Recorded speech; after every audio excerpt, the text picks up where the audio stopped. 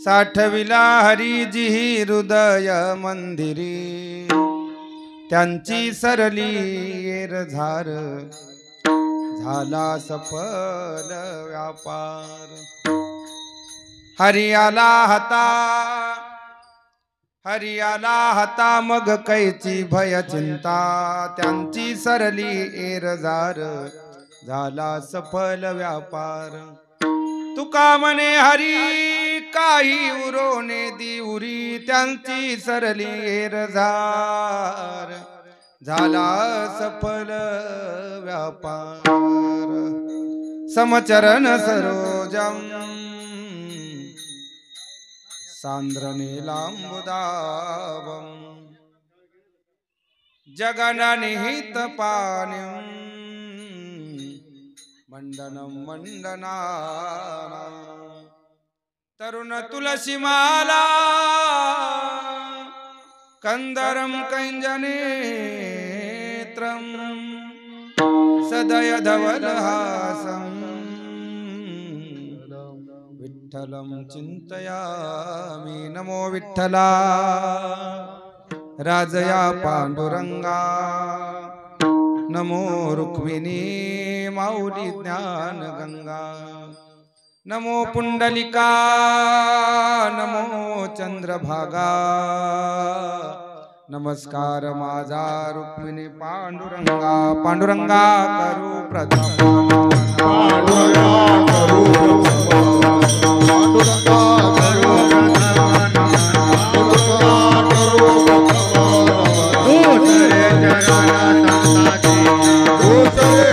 भक्तिं विलोकितो येन समाधिराजः, वैराग्यवन्तं सुविचारयुक्तं नमामि जोगं शिरसा गुरुन्तं. भक्ति वैराग्य ज्ञान हेतिनी मूर्तिमंत जवळी, द्वंद्वातीत शांती क्षमा दया ब्रह्मचारी कली. धनमान गृह देह आशा नशे जातिळ भरी, ऐसे संत नारायण बाबा त्यांशी मी नमन करी. सेवे लागी सेवक झालो तुमच्या लागलो निज चरणा, अहो स्वामी तुकया देवा यावरी न करावा अभेर. विठाला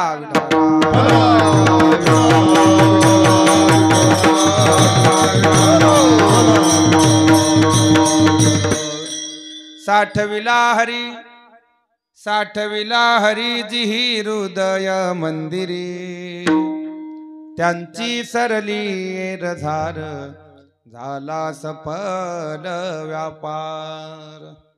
प्रस्तुत प्राप्त स्थळी प्राप्त प्रसंगी कीर्तन रूपी सेवेकरता निवडलेला अभंग. महान भगवत भक्त विश्ववंदे विश्वसंत जगदुद्धारक जगद्गुरु श्री तुकोबाराय यांच्या अभंग गाथेतील 4 चरणाचा असून, जगद्गुरु तुकोबाराय या अभंगातून कोणाची एरझार संपली व त्याचं स्पष्टीकरण देतात.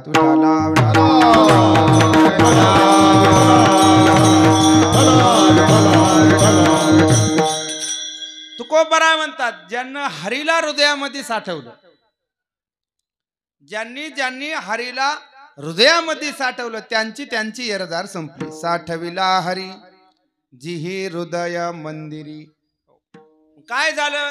त्यांची सरली एरझार, झाला सफल व्यापार. आणखीन कोणाची एरझार संपते? तुकोबाराय म्हणतात, ज्यांच्या हातामध्ये हरी आला, अर्थात ज्यांना देव प्राप्त झाला, त्यांची सरली एरझार. हरी आला हाता मग कैची भय चिंता. एकदा भगवंताची प्राप्ती झाली, भगवंत हस्तगत झाला, जीवनामधली भीती गेली आणि जीवनामधली चिंता गेली. मग कैची भय चिंता. तुकोबाराय म्हणतात, भगवान परमात्मा आपल्या जीवनामधली काही उरी शिल्लक ठेवत नाही. तुका म्हणे हरी काही उरोने दिउरी, त्यांची सरली एरझार, झाला सफल व्यापार. विठाला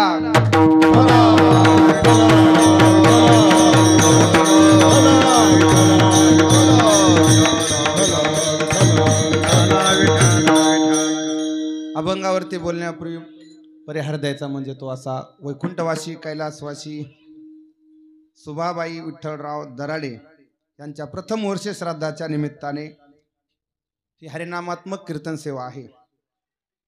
त्यांचे 3ही चिरंजीव आदरणीय रामभाऊ विठ्ठलराव दराडे, सर्जेराव विठ्ठलराव दराडे आणि मधुकर विठ्ठलराव दराडे यांच्या तिन्ही सुपुत्राच्या वतीने या ठिकाणी आपल्या आईच्या ऋणातून उत्तीर्ण होण्यासाठी हा केलेला त्यांना एक दिवसीय उत्सव, आजची जी कीर्तन सेवा आहे या कीर्तन सेवेला नैमित्तिक कीर्तन सेवा म्हणायचं. कारण शास्त्रामध्ये कर्माचे 4 प्रकारचे कर्म सांगितलेत गुरुजी. एक नित्य कर्म, एक नैमित्तिक कर्म, एक काम्य कर्म आणि चौथं प्रायश्चित्त कर्म. नित्य कर्म कोणचं? जे आपण जीवनामध्ये रोज करतो. सकाळी उठल्यानंतर स्नान करत असो, नित्यनेम करत असेल, भगवंताचं दर्शन करत असेल, नित्यनेम गाथा ज्ञानेश्वरी वाचत असेल, हे झालं नित्य कर्म. नैमित्तिक जे आजचं आहे. आणि तिसरं आहे ते काम्य कर्म. काम्य कर्म कशाला म्हणतात? की काहीतरी फलाची इच्छा धरून केले जाणारं कर्म, त्याला काम्य कर्म म्हणतात. अर्थात आपल्याकडे म्हण आहे काय, की मांजर मारली की कुठे जायचं? काशीला जायचं. काशीला फिशीला जाऊन काही ते पाप फिटत नसतं, ती पाप डोक्यावर बसतेच. माणसं म्हणतात मांजर मारली काशीला जायचं. म्हणजे पापातून मुक्त होण्यासाठी काहीतरी केलं जाणारं कर्म, त्याला प्रायश्चित्त म्हणतात. आणि तिसरं जे आहे आजचं नैमित्तिक कर्म, काम्य कर्म, काहीतरी फलाची इच्छा धरून केले जाणारे कर्म, आणि हे आहे नैमित्तिक कर्म. काहीतरी निमित्ताला धरून केले जाणारे कर्म त्याला नैमित्तिक कर्म म्हणतात. मग आज निमित्त काय आहे?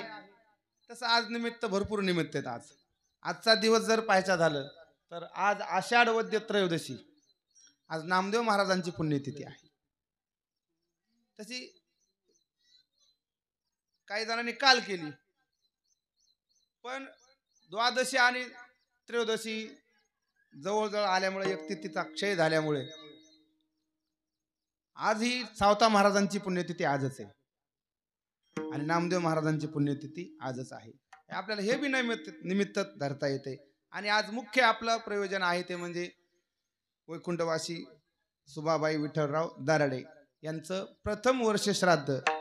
शास्त्राच्या भाषेमध्ये प्रथम वर्ष श्राद्ध म्हणता येतं आणि संत भाषेमध्ये, भक्तीच्या भाषेमध्ये बोलायचं झालं तर प्रथम पुण्यस्मरण. त्यांचं आज प्रथम पुण्यस्मरण आहे, प्रथम वर्ष श्राद्ध आहे. आता प्रथम वर्ष श्राद्ध आहे हे जरा कर्मकांडाचा विषय. वर्ष श्राद्ध, पिंडदान विधी. कारण हा पिंडदान विधी हा करावाच लागतो महाराज. प्रत्येकाला आपले आई वडील गेल्याच्या नंतर ज्या तिथीला गेलेत त्या तिथीला धरून 1 वर्षानंतर त्यावेळेस वर्ष श्राद्ध केल्या जातं. तारखेवर नाही वर्ष श्राद्ध येत. ज्या तिथीला आपले आई वडील गेलेत ती तिथी कोणची आहे त्या दिवशी, त्या तिथीला धरूनच पुढच्या त्या तिथीपर्यंत 1 वर्ष होते. तारीख माग पुढे कधी कधी होते.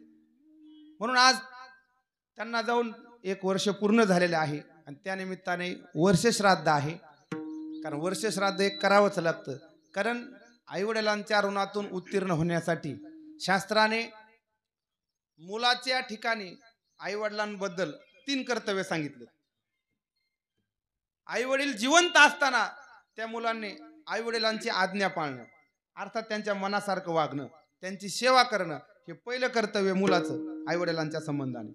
दुसरं कर्तव्य सांगितलं, आईवडील आपले गेले, वैकुंठवासी झाले तर त्यांच्याबद्दल श्राद्धविधी, पिंडदान विधी आणि अन्नदान करणे, हे दुसरं कर्तव्य.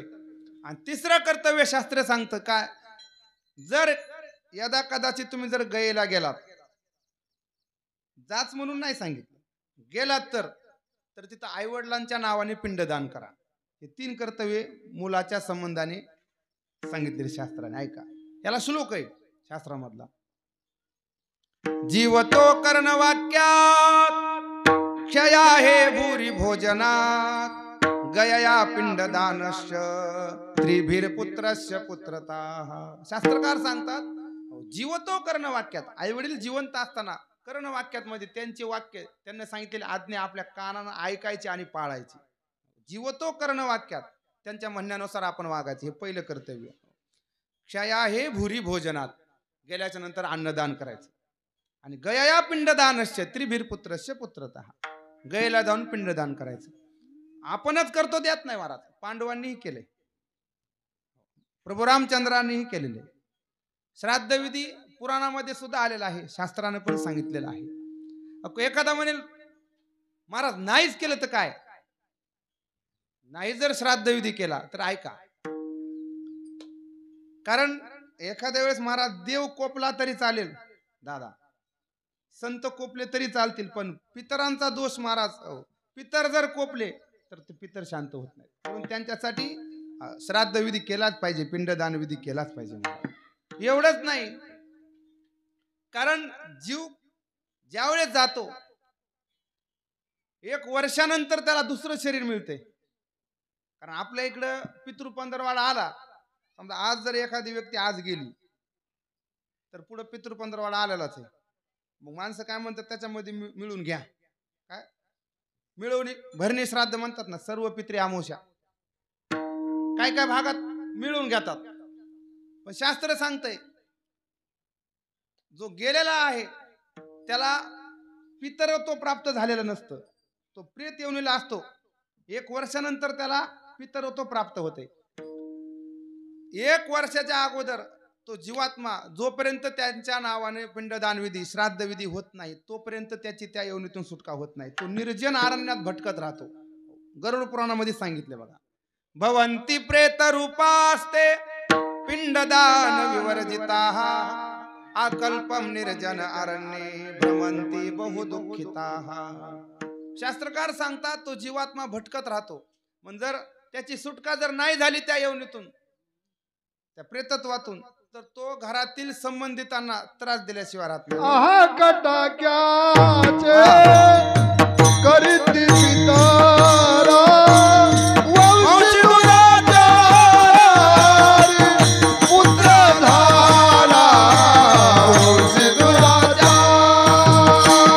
आहा कटाक्याचे करीती पितारा वंशी दुराचारी पुत्र झाला वंशी दुराचारी.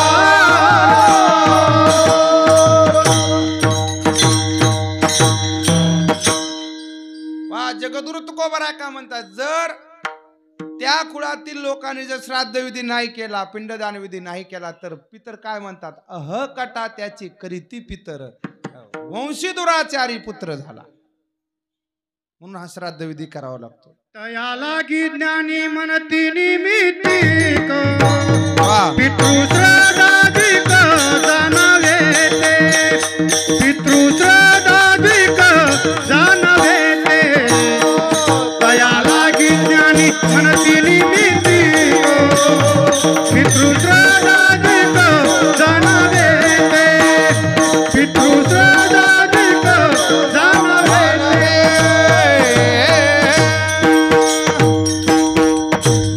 राजोबा महाराजांनी मी पहिल्यांदा ऐकलंय मला पाठ नसलेलं प्रमाण.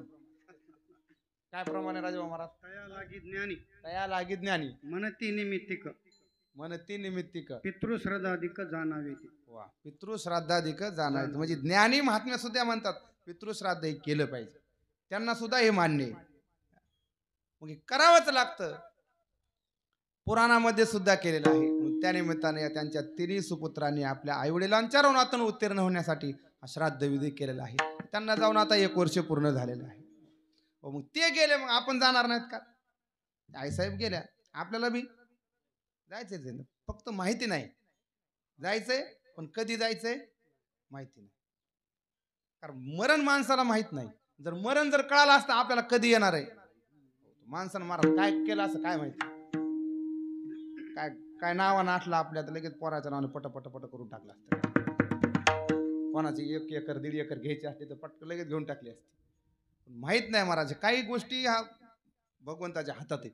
वेळ काळ नाही कोणाची हाती, वेळ काळ नाही कोणाची हाती, न कळे ही गती भविष्याची, न कळे ही गती भविष्याची.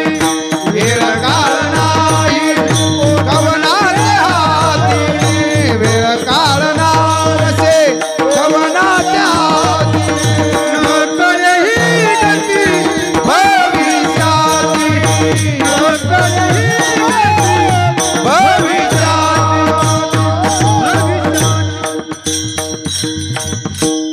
काळ नशे नाही कोणाचे हाती, न कळे गती भविष्याची. भविष्याची हे आपण जाणू शकत नाही. पण ज्ञानोबा म्हणतात मरण आपल्याला कधी येणार आहे हे आपण ओळखू शकतो. आपण 9 दिवसात मारणार आहेत का 7 दिवसात मारणार आहेत का 5 दिवसात मारणार आहेत, हे ज्ञानोबाराने ह्याच्या खुणा सांगितल्या. सांगायच्या का तुम्हाला? बघा आता कोणाचं किती दिवस आले ते ओळखायचं. मग होय आजीबाई सांगायचं का? म्हातारीले कंटाळी काय की म्हणते सांगा लवकर. हो ना, ऐका सगळ्याच आहे, माझ्याच नाही, तू आपलं सगळ्याच आहे. ज्ञानोबाराने जीव म्हटले की त्याचं सांगितलंय. ऐका, ज्ञानोबारा म्हणतात कानात बोट घालायचे, इथं नका घालू, नंतर घरी गेल्यास कानात बोट घालायचे, असे दाबायचे, आणि जर जाळ लागल्यासारखा आवाज येते ना, ढना ढना कसा जाळ पेटलं की आवाज येते तसा आवाज येते, तसा आवाज जर नाही आला तर समजायचं आपलं 9 दिवसा आलंय. हो ना, 9 दिवसा मरण आले. कानी घालून या बोटे नाद जे पहावे, न दिसता जाणावे 9 दिवस. ज्ञानोबाराचा अभंग आहे. ज्ञानोबारा आणखी सांगतात डोळ्यामध्ये म्हणले इकून इथल्याकडे असे बोट दाबायचं, आणि एका साईडला इकडच्या आपल्याला मोराच्या पंखासारखं असं चित्र दिसतंय. असं त्यात मोराचा डोळा असतो ना पंखाचा, तसं दिसतं चित्र. तसं जर नाही दिसलं तर समजायचं 7 दिवस, 7 दिवस आले. पुन्हा ज्ञानोबा म्हणतात आपल्याच डोळ्याने आपल्याच भोवया जर नाही दिसल्या तर समजायचं 5 दिवस. पुन्हा ज्ञानोबा म्हणतात आपल्या डोळ्याने आपल्या नाकाचा शेंडा जर आपल्याला नाही दिसला तर त्याची दिनी म्हणा रामकृष्ण. त्याच दिवशी समजायचं आपलं आज उरकणार आहे. मग 4 वाजता आहे का 3रा परा त्याचा काय अंदाज नाही, पण त्या दिवशी ठरलेला दिवस आहे. म्हणजे नासागरीचे आग्रह न दिसे न येणे, त्याचे दिनी म्हणा रामकृष्ण. ज्ञानदेव म्हणे साधूचे लक्षण. साधू महात्मे सुद्धा असं पाहतात ज्ञानोबारायचं म्हणणे. तुम्हाला आम्हाला सुद्धा हे कळू शकतं. मग बघायचं कधीतरी निवांत एखाद्या रानात बसले झाडाखाली निंबाखाली की आपलं डोळ्यात बोट घालायची, कानात बोट घालायची, बघायची. हे मरण आहे महाराज, प्रत्येकालाच मरायचंय महाराज. कारण याचं नावच आहे काय, मृत्यू लोक अर्थात मरका लोक. इथं आलेला प्रत्येक जण 7 चिरंजीव जर सोडले तर कोणालाच इथं राहता आलं नाही.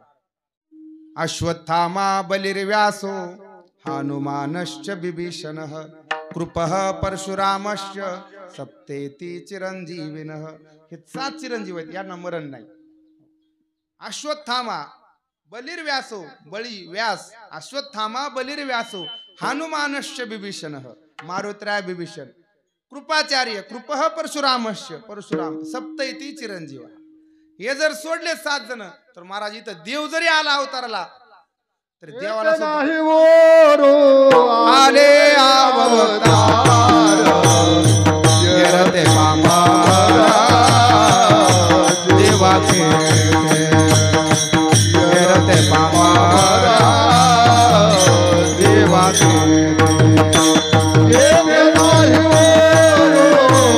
आले अवतार देवाचे येरते मामा देवाचे.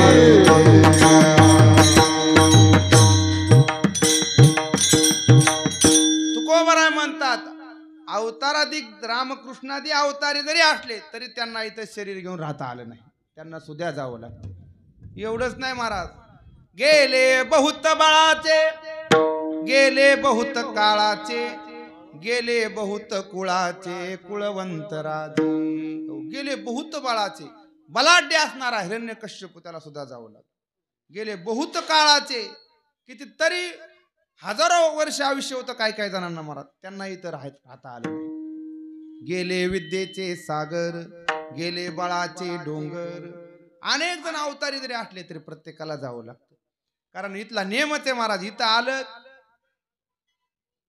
भगवंताने अर्जुनाला सांगितले अर्जुन हा मृत्यूलोक असा आहे, इथं आल्याच्या नंतर तू कोण्या गोष्टीला नाही म्हण तरी चालेल म्हटले, पण मरणाला मात्र नाही म्हणता येत.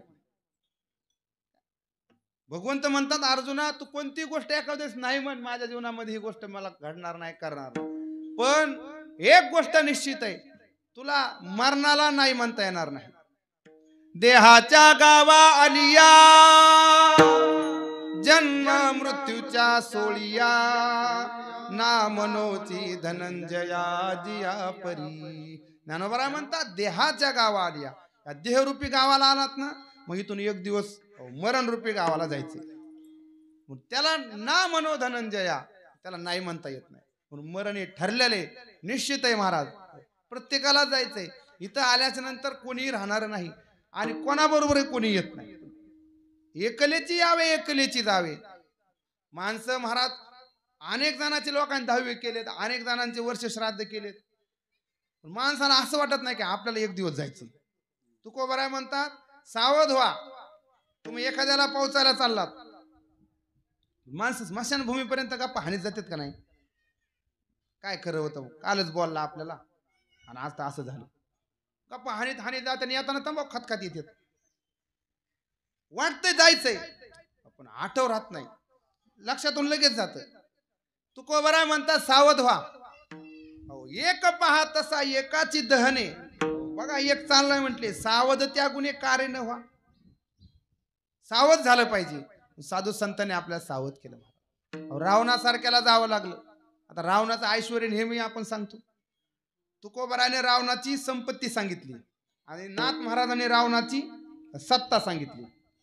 या जगामध्ये कोणत्याच पैशावाल्याचं तुकोबराने गाथ्यात वर्णन केलं नाही, फक्त रावणाचं केलं. त्या टायमात असतील किंवा नसतील अनेक, पण तुकोबराच्या नजरेमध्ये फक्त रावण होता. रावणाचं तुकोबराने गाथ्यात वर्णन केले. मग त्याला बायका किती होत्या, त्याच्याकडे सोनं किती होतं, घर किती होते, कशा कशाची घर होते. कोटी घरे जेथे काशानी तांब्याची शुद्ध कांचनाची सप्तकोटी. रावणाकडे जमीन होती, शेती होती, पण ती शेती आपल्यासारखी नव्हती. अर्धे दगड, अर्धे चुनखडी, अर्ध्यात पाणी लागतंय, अशी शेती नव्हती.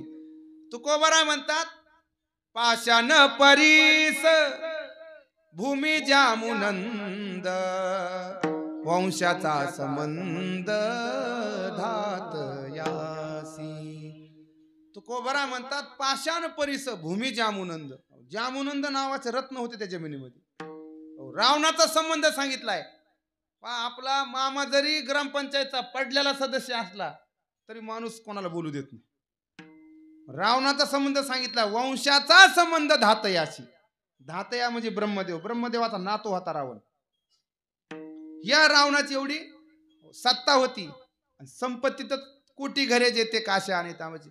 मुलं होते महाराज 80,000 बायका होत्या, 1,00,000 मुलं होते, 1.25 नातू होते. एवढं ऐश्वर्य होतं रावणाचं. नाथ महाराज म्हणतात ही झाला पैसा त्याच्याकडे, पण त्याच्या सत्तेचा जर विचार केला तर जगाला, सर्व जगाला ज्याची भीती कोणाची, काळाची, अर्थात यमाची. नाथ महाराज म्हणतात तो यम रावणाच्या घरी पाणी भराय होता. इंद्रवारी चंद्र छत्रधरी यम पाणी वाहे घरी वायू पूजे सर्वदा ओसरी विधी तेत करे दळण कांडणी. भावार्थ रामायण वाचा तुम्ही सुंदर. नाथ महाराज सांगतात इंद्रवारी चंद्र छत्रधरी, चंद्र छत्रधरा होता. यम पाणी वाहे घरी वायू सर्वदा पूजे ओसरी. वायुदेव महाराज वारा घालायला होता आणि विधी तेत करी दळण कांडणी. एवढंच नाही, नाथ महाराज म्हणतात त्याची एवढी सत्ता होती, त्याच्याकडे घरी त्याच्या किराणा सामान आणून द्यायला. आता एवढ्या बायका म्हणल्यास त्याला पावडरचे डबे काय अजून काय काय जे असते सगळे आपण संन्याशी थोडेच आहेत, सगळ्याला माहिती. हे साहित्य आणून द्यायला कोण होतं? अश्विनी कुमार देवता होती, जी डोळ्याची देवता आहे ना.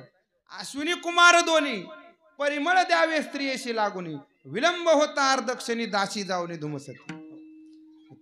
अश्विनी कुमार सुद्धा कामाला लावले होते. नाथ महाराज पुढे म्हणतात त्याची सत्ता एवढी होती, खंडोबारा रावणाची दाढी कराय होती. मैराळ देव कानडे करती राक्षसांच्या दाड्या खाडे आरसा न दाविती जया पुढे त्याची रोकडे बुकाडी. म्हणजे दाढी करत असताना नावे दादा जुन्या काळातलं बघा तुम्ही, गावगाव बोंदऱ्यात पोत टाकायचे, दगडा बसवायचे. लक्षात घ्या जरा पाहिलं नाही का. कटिंग करायचे, मग ते आरसा दाखवायची, बघ म्हणा झाली का व्यवस्थित, आणि लगेच ठेवून द्यायचं नावे आरसा. जास्त वेळ बघू देत नव्हता मिशा राहिल्यात का काही विषय तसला विषय काहीच नव्हता. आरसानं दावीत तिचं यापुढे आणि त्या जर खंडोबाने आरसा नाही दावला रावणाला तर लगेच हपकडीत बसायचं खंडोबाच्या. त्याची रोकडे बुकाडी एवढी सत्ता होती. नाथ महाराज पुढे सांगतात ऐका म्हणजे अजून किती सत्ता होती.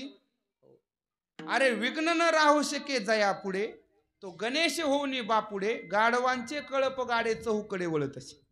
गणपती बाप्पा रावणाची तर गाढव वळाले होते. सटवी बाळांतपण प्राक्षाळी सटवी बाळांतपण करायला होती. बृहस्पती महाराज निरोप सांगायला होते. ब्रह्मदेव शांतीपाठ वाचायला होते.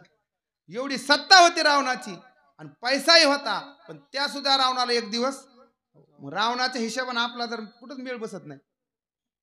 रावणासारख्याला जर जावं लागतं त्याच्याकडे एवढा पैसा होता. पैसा कामाला आला नाही. सत्ता कामाला आली नाही. तुकोबाराय म्हणतात याच्यातलं काहीच कामाला येत नाही. मग तेथे नचले काही सत्ता संपदा राहील ठाईचे ठाई पुढे संचित जाईल ग्वाही तुका म्हणे तय्य माज्ञा. कोण येत नाही म्हणतात तुकोबाराय. अहो घरातले माणसं सुद्धा जास्त वेळ घरात ठेवत नाहीत का ठेवतेत. भले जास्त झालं अमुक पाहुणा यायला तमुक पाहुणा यायला मुलगीच राहिली नातूच राहिला याचा तिथपर्यंत वाट बघतात. एकदा ते घरात आले की रक्तातल्याच नात्यातले माणसं म्हणतात काढा काढा म्हणती आता झाला भूमी भार. काढा काढा म्हणती आता झाला भूमी भार.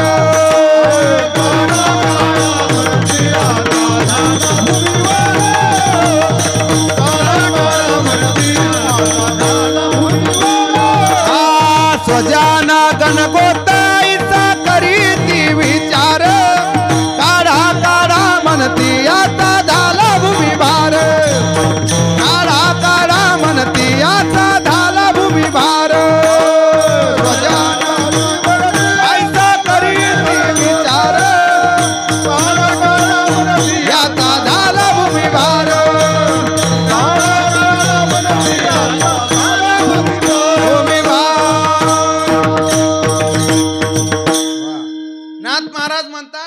स्वजन गणगोत काय करतात म्हणले ते ऐसा करीती विचार कैसा करीती काढा काढा म्हणती याचा झाला भूमी भार. ऐसा करीती विचार काळामध्ये त्यांना बाहेर आता घेऊन चला. घेऊन चला पण कुठं कुठं नेतात माणूस गेल्यास. नेवोनी निजविती स्मशानी नेवोनी निजविती स्मशानी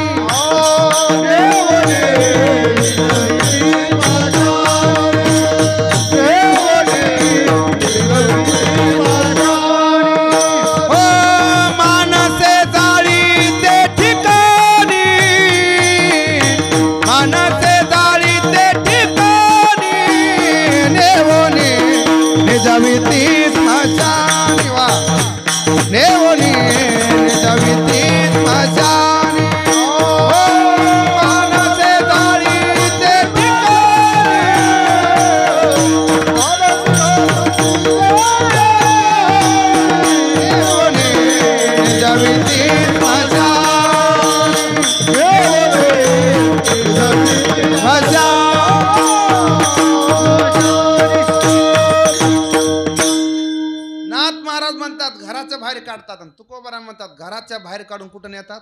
नेवोनी निजविती स्मशानी. अहो किती कोटीचा बंगला असला तरी पोरगा का छतावर चालते का. ठरलेली जागा आहे कुठं. नेवोनी निजविती स्मशानी. स्मशानी गेल्यास एकच कार्यक्रम असते मानसे जाळी ते ठिकाणी. नेवोनी निजविती स्मशानी. प्रत्येकाला एक दिवस स्मशानात जायचंय. मग मी नेहमी सांगत असतो एखाद्या वेळेस मंदिरात नाही दर्शनाला गेलं तरी चालेल देवाच्या. पण मला असं वाटतं माणसाने मस्त वाटत रोज जाऊन आलं पाहिजे एकदा दिवसातून. कधीतरी असं जाणलं पाहिजे कधीतरी आपल्याला इथं यायचंय म्हणून जरा हिशोबाने राहा. इथं जर तुम्ही हिशोबाने राहिलात तर वरी आपला हिशोब व्यवस्थित होतो. आणि इथं का कोणाच्या वळ्या पेटून दिल्या कोणाचे बांध कोरले तर वरी मग कारण आपल्या सोबत देवानं एक माणूस पाठवलाय. माणूस म्हणजे तलाठी वगैरे कोण नाही. तर तुम्हाला वाटतं इमा भरणारा कोणी असला कोणी नाही. देवानं आपल्यासोबत एक माणूस पाठवलाय. तुम्ही अंधारात कुठाने करा, उजाडात करा, झाडाच्या आडदा, काही बी करा, ते बरोबर तुमच्या कॅमेऱ्यात कैद करतो तुम्हाला. त्याचं नावच आहे चित्रगुप्त. म्हणजे जो गुपित चित्र काढून घेतो,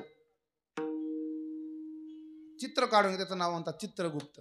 मग ज्यावेळेस आपण इथं काय करतो, इथले कुठाने सगळे वरी मग ती फाईल उघडीत आपण गेलो धर्माच्या दरबारामध्ये उभं करतात. म्हणतात कुठले आहेत, म्हणजे जैतापूरचे. बरं बरं.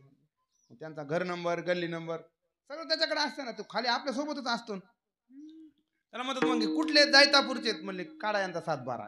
मृत्यूचे निमापे जे जे गेले, जे जे गेले प्राणी तयाची शिरा नियम करी. तयाची शिरा नियम करी. मग त्याचा वर झाडा घेतात, विचारतात हे कुठले. चित्रगुप्त सांगतो हे अमुक अमुक गावचे.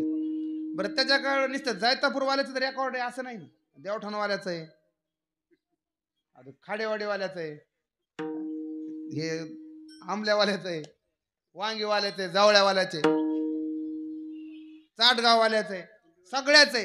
ज्ञानोबराची ओवी पुढं हे कुंडीवाले, तुम्ही तर जवळच आहे त्यांच्या कुंडीवाल्याचे, सगळ्याचं त्याच्याकडे 7-12 महाराज. हे म्हणतो ते या गावचे. ते आपलं रेकॉर्ड काढलं जातं. जीवनामध्ये तुम्ही जसं कर्म केलं असाल तसं तिथं त्याला बरोबर लिहिलेलं असते. ऐका, नारद पुराणामध्ये एक श्लोक आलेला आहे.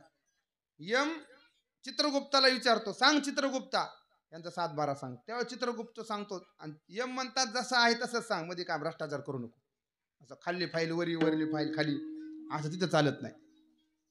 मग चित्रगुप्त सांगतो, आता कालश चित्रगुप्तम आहू एदम भाषत. इकडे म्हणतो भाषत मला सांग. अथ कालश चित्रगुप्तम आहू एदम भाषत अस्य शिक्षा विधानंच यथा वद वद पंडित. जसं असं तसं सांग.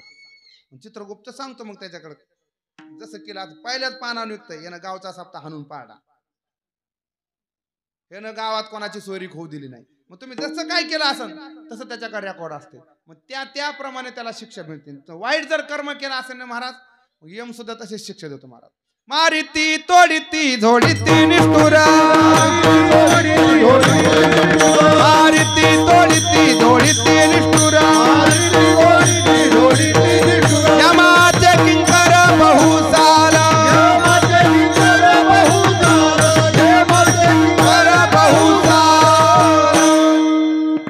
मग जर वाईट कर्म केलं असेल तर यम शिक्षा देतो.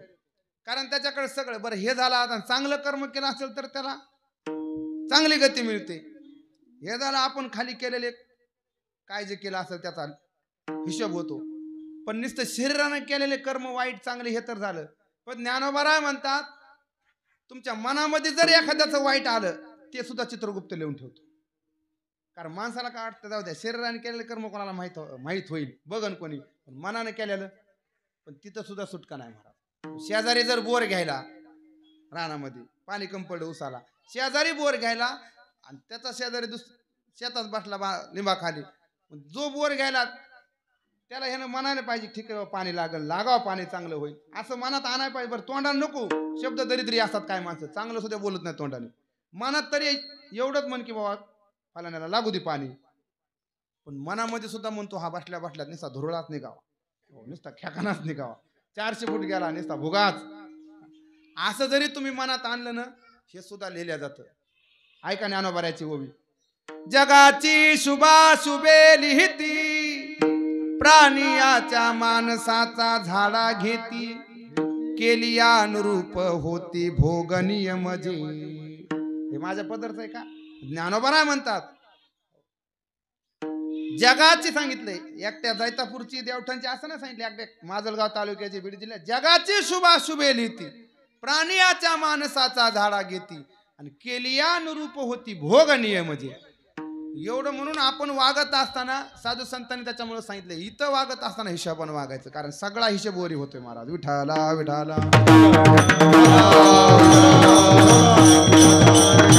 जीवनात जर चांगलं व्हावं वाटत असेल तर एकच काम करायचं जे साधू संतांनी आपल्याला सांगितले ते ऐका. आता जगद्गुरु तुकोबरा या अभंगातून ज्यांची एरदार संपली, कोणाकोणाची एरदार संपली, त्यानं काय केलं, एरदार संपणं तरी म्हणजे काय, तुकोबरा या अभंगामध्ये सुंदर चिंतन आहे बघा. तुकोबरा म्हणतात ज्यांना हरीला हृदयामध्ये साठवलं, कारण माणसाने जर येरजार संपवा वाटत असेल तर माणसाने एकच काम करायचं काय की भगवंताला हृदयामध्ये साठवायचं. हेच अभंगाच्या पहिल्या साठविला हारी हारी साठविला हारी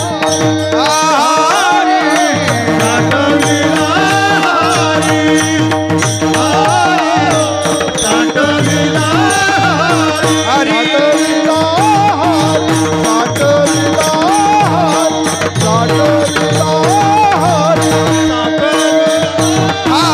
साठविला हारी साठविला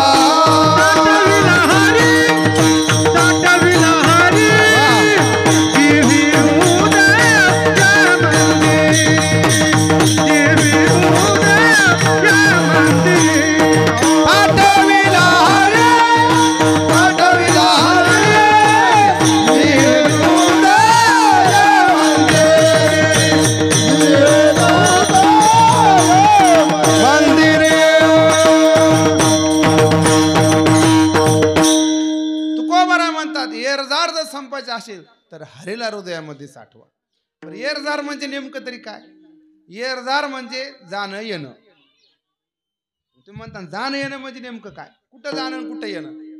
तुकोबाराय सांगतात येरझार म्हणजे जन्माला येणे आणि मरणे, पुन्हा जन्माला येणे आणि मरणे. ही जी येरझार आहे ना माणसाला दुःख देत मला. जन्म मरणासारखं दुःख दुसरं नाही. जन्माला येताना का साधं दुःख आहे का मला? काय सांगू गर्भीची व्याध गर्भीचे मद भोगिता नारायण मद भोगिता नारायण मौसमळा मोत्रदा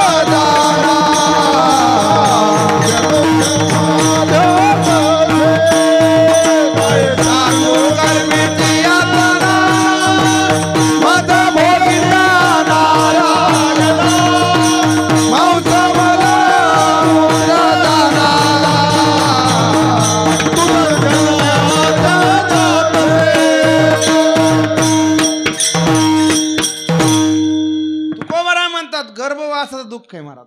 किती सांगू म्हणतात. काय सांगू गर्भीची यातना मज भोगिता नारायणा मांस मल मूत्र जाना क्षणाद्यात असे. तुकोबाराय म्हणतात गर्भवासासारखं दुःख दुसरं नाही. गर्भवासाचं दुःख जर चुकवायचं असेल तर तुकोबाराय म्हणतात साठविला हरी हरीला हृदयात साठवा. जन्माचं दुःख आहे आणि मरणाचं सुद्धा दुःख आहे महाराज. अहो काय काय माणसं असे मरत आहेत जवळच्याला बघा वाटत नाही. असं वाटतंय मेलेला बरा हा. इतका त्रास होतो त्या माणसाला. त्याला तर किती होत असेल पण बघणाऱ्याला एवढा त्रास होतो. मरण भले परी काय अवकळायची. काय काय माणसं म्हणतात मेलेलं बरं एवढं दुःख भोगण्या. जन्माचं दुःख आहे आणि मरणाचं दुःख आहे. तुकोबराने सांगितलं महाराज हीच मोठी येरदार आहे सऱ्यात. कारण येणं आणि जाणं हे तेव्हाच संपते ज्यावेळेस भगवंताला हृदयामध्ये साठवायचं. मग असं कोणी साठवलं का आतापर्यंत? आपल्याकडे संत वाङ्मयामध्ये हजारो उदाहरणे. आज ज्यांची पुण्यतिथी आहे पुरवले नामदेव महाराजांचा आज समाधी सोहळा आपल्यालाही या ठिकाणी करण्याची संधी भागी मिळाली. त्या निमित्ताने चरित्र ऐकायला मिळालं सावता महाराजांचे. हे योगात योग म्हणायचे, योगायोग. आणि आदरणीय वैकुंठवासी सुबाबाई विठ्ठलराव दराडे यांचे प्रथम पुण्यस्मरणानिमित्त ही हरिनामात्मक कीर्तन सेवा आहे. त्या निमित्ताने मी संतपर अभंग निवडला साठविला हरी, म्हणजे जेणेकरून सावता महाराजांचं चरित्र सांगता येईल. त्यामुळे कारण कसं आहे कीर्तनकारला सगळं सांभाळावं लागतं. त्याला धोरणी कीर्तनकार म्हणतात. सगळ्यात विषय सांगता आला पाहिजे ना. एकच नुसतं हेच सांगत बसलं तर आज मुख्य संतांच्या समाधी सोहळ्यात हे सुद्धा सांगितलं पाहिजे. म्हणून आपल्याला नामदेव महाराज सावता महाराजांचा समाधी सोहळ्यात चरित्र सांगता आलं. हेही आपलं परमभाग्य. सर्वांना इथं उपस्थित राहता आलं. ज्यांच्या निमित्ताने सेवा आहे आदरणीय मातोश्री वैकुंठवासी सुबाबाई विठ्ठलराव दराडे त्यांच्या वर्ष श्राद्धाच्या निमित्ताने इथं माझं जैतापूरमध्ये पहिलीच कीर्तन सेवा आहे. आमचे हरिभक्तपरायण राजेभाऊ दराडे त्यांनी फोन आला, त्यांच्या योगाने इथं येण्याचा योग आला. कीर्तनसाठी सर्व आमचे सिद्धेश्वर गुरुजी त्यांची सर्व संस्था. आणि आता हे कीर्तन तुम्हाला नंतर बी ऐकू शकता तुम्ही यूट्यूबला. आमचे हरिभक्तपरायण बाळासाहेब डांगे तुळजाभवानी प्रतिष्ठान यूट्यूब चॅनल असं नाव टाकलं की अभंग येतात, कीर्तन येतात. माझं जरी नाव टाकलं तरी ते चॅनलला तुम्हाला कीर्तन पाहता येईल. असे असणारे आमचे बाळासाहेब तेही उपस्थित आहेत. सर्व भजनी मंडळी आमचे राजेभाऊ महाराज मधुकर महाराज सुंदर साथ केली. मला काही पाठ नसणारे प्रमाण दिले वागायला.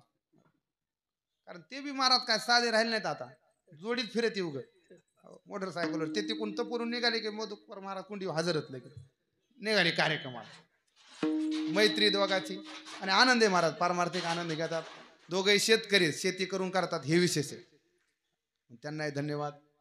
आमचे तिडके महाराज आहेत त्यांनाही धन्यवाद. झालेली सेवा ईशोमाऊली ज्ञानोबा जोग महाराज सद्गुरू नारायण बाबा भगवान बाबांच्या चरणी समर्पित करून या ठिकाणी सेवेला पूर्ण विठोबा रखुमाई.